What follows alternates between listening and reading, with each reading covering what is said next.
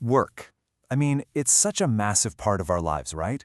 But how often do we really stop and think about a company's responsibility to its people? So today, we're going to dive into the S in ESG. That's environmental, social, and governance. And that S, for social, is all about how a company's actions impact us, the people. So let's just start with a really basic question. What actually makes a good job good? Seriously, think about it for a second. Is it just the money, the team you work with, that feeling that you're doing something important? It sounds simple, but the answer tells you a whole lot about what we all really value. And that's because, let's be real, a job is so much more than just a way to pay the bills. It shapes our days, our moods, our futures, even our sense of who we are. It's a huge piece of the puzzle of our lives. You can really break down why it's so important into three big things. First, obviously, there's the income. It helps us support ourselves and our families. That's the foundation. But it goes way beyond that. It also gives us valuable skills, right? And maybe the biggest one of all, it directly and powerfully affects our overall quality of life. Okay, so with that in mind, let's zoom in on our main topic today. When we talk about the social side of a business, the absolute simplest way to think about it is this. It is all about people. Period. So when we talk about that S, the social part, we're really asking one key question.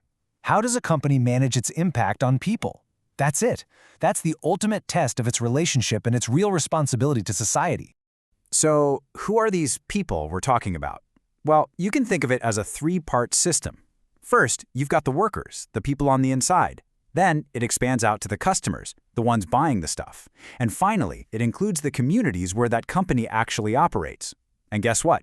They're all connected. Now let's make this real, because the choices a company makes can create two completely different worlds. It's almost like a tale of two workplaces, running side by side. On one hand, you have what we all hope for. A safe place to work, fair pay for a fair day's work, hours that make sense, and just a basic culture of respect. But then, you have the other side of the coin.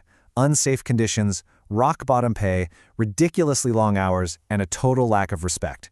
And these aren't just ideas. For millions of people, this is their daily reality. You know, when you strip it all away, it really just boils down to this one simple, powerful idea. Good work conditions matter.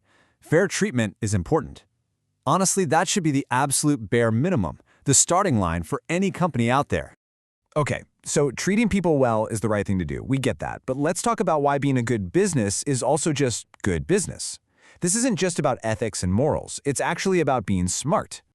And this is where the skeptic in all of us might pipe up and ask, okay, that's nice and all, but from a purely business, bottom-line perspective, why should a company really care about this stuff? Well, the answer is actually super compelling, and it hits right at that bottom line. For starters, happy, respected workers are just more productive. That's a direct boost to efficiency. Second, treating people well builds trust with the public, and that trust is priceless for keeping customers loyal.